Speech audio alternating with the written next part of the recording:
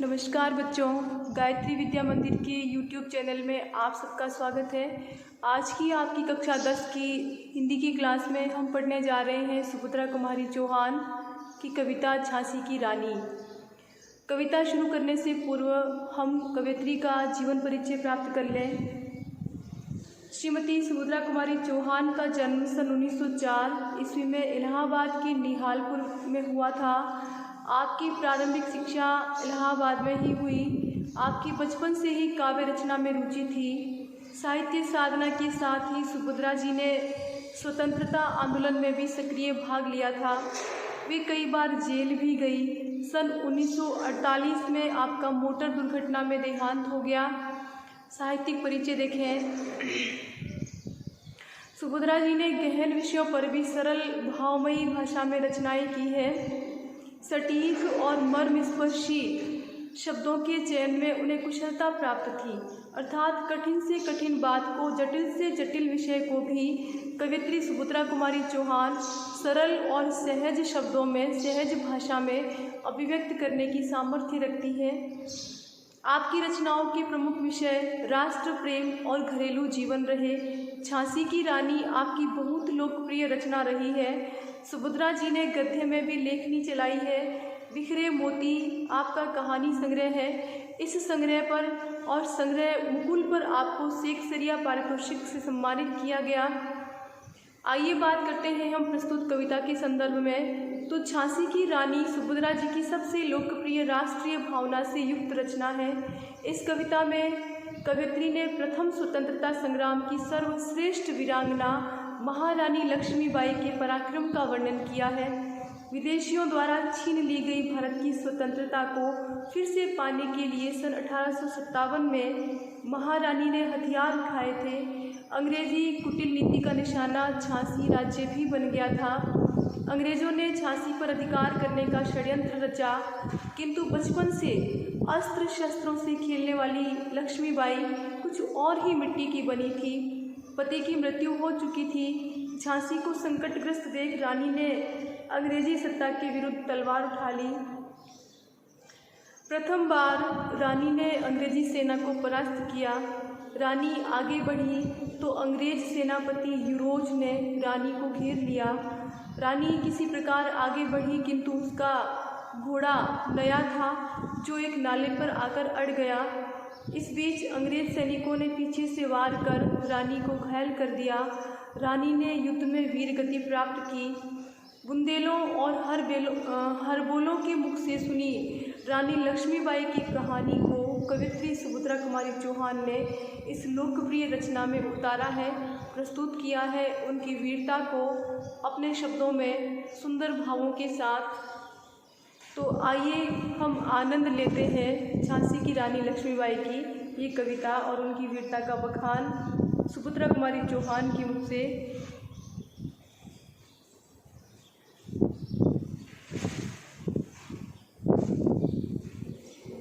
सिंहासन पे उठे राजवंशों ने प्रकृति तानी थी। बूढ़े भारत में ढली आई फिर से नई जवानी थी। घुमी हुई आजादी की कीमत सबने पहचानी थी। दूर फिरंगी को करने सबने मन में ठानी थी। चमक उठी सन 57 में वो तलवार चुरानी थी। बुंदे बेघर बोलों के मुँह हमने सुनी कहानी थी। खूब लड़ी मर्दानी वो झांसी वाली रानी थी। सिंहासन हिल उठे राजवंशों ने भ्रुकुटी तानी थी। क्या कहा है कवयित्री ने कि अंग्रेजों की कूटनीति के शिकार होकर के अपने राज्य छीनते देख करके और समस्त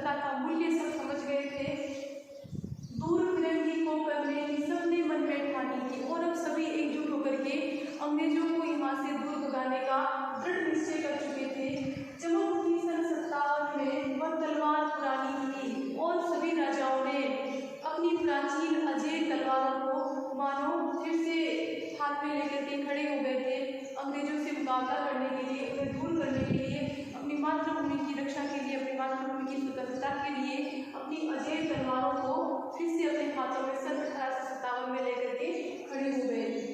बुंदेले हर बोलों के हमने सुनी कहानी थी, बुंदेलों और हर बोलों के मुँह से कवित्री कहती है कि मैंने झांसी की रानी लक्ष्मीबाई के वो किस्से सुने हैं वीरता के। खूब लड़ी मर्दानी व तो झांसी वाली रानी की मर्दानी वेशभूषा में अंग्रेजों से खूब लड़कर के मुकाबला किया। ऐसे हमने झांसी की रानी के वीरता के किस्से हमने बुंदेलों और हर बोलों के मुँह से सुने हैं।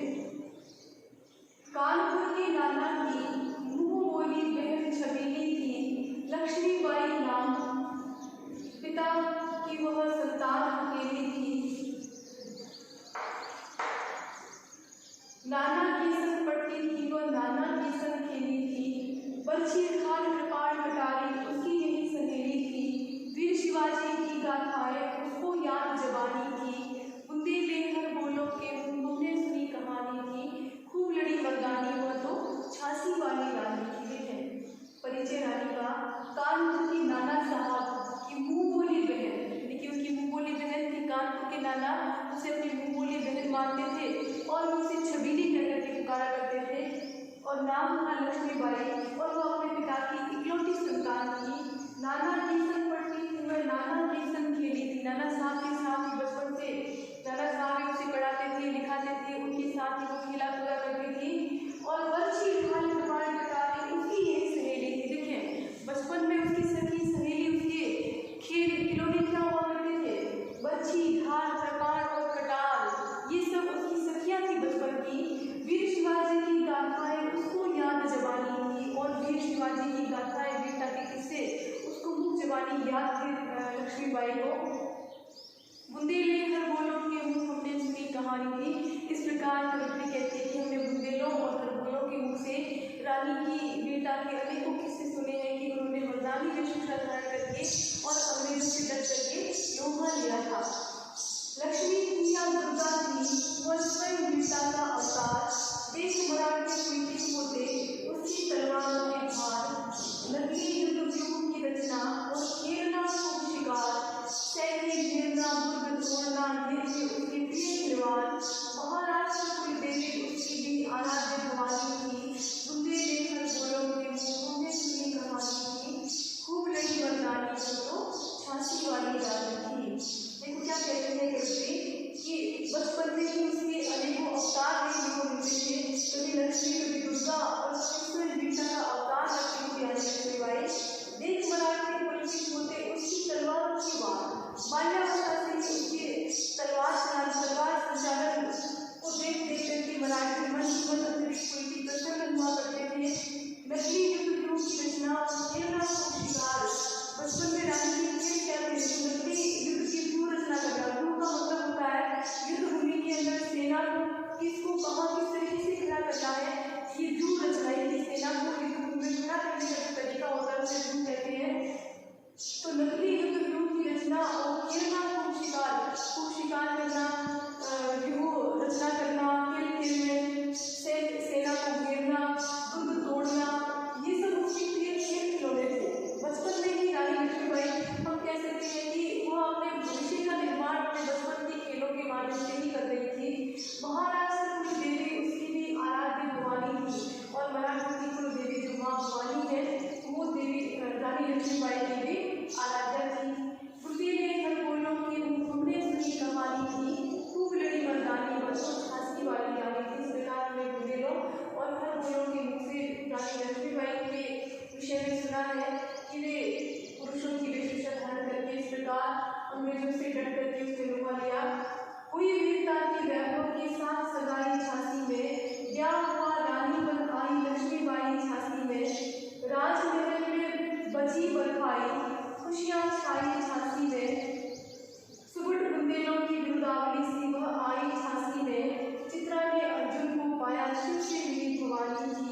बुंदेले हर बोलों के हमने सुनी कहानी थी, खूब लड़ी मर्दानी वह तो झांसी वाली रानी थी। अब रानी लक्ष्मीबाई की सगाई होती है झांसी के राजा के साथ हुई वीरता की तो वो सगाई, लक्ष्मीबाई की सगाई झांसी के राजा के साथ होना बिल्कुल ऐसा ही लगता है जैसे वीरता और वैभव की सगाई हुई हो, वीरता और वैभव दोनों एक साथ मिल रहे हो। वीरता के प्रतीक रानी लक्ष्मीबाई और वैभव के प्रतीक राजा।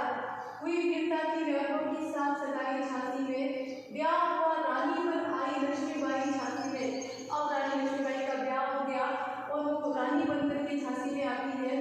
तो देखो किस प्रकार की खुशियाँ, किस प्रकार का वातावरण विकसित होता है। राजमहल में बजी बधाई, खुशियाँ छाई झांसी में। राजमहल में चारों तरफ बधाइयाँ बजने लगी और संपूर्ण झांसी राज्य जो था वो खुशियों से भर गया।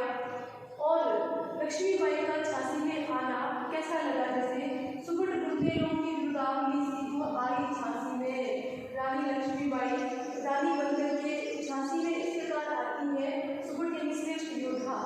तो रानी लक्ष्मीबाई का झांसी में इस प्रकार आना ऐसा लगता है मानो वह बुंदेल श्रेष्ठ योद्धा, बुंदेलों की यशगान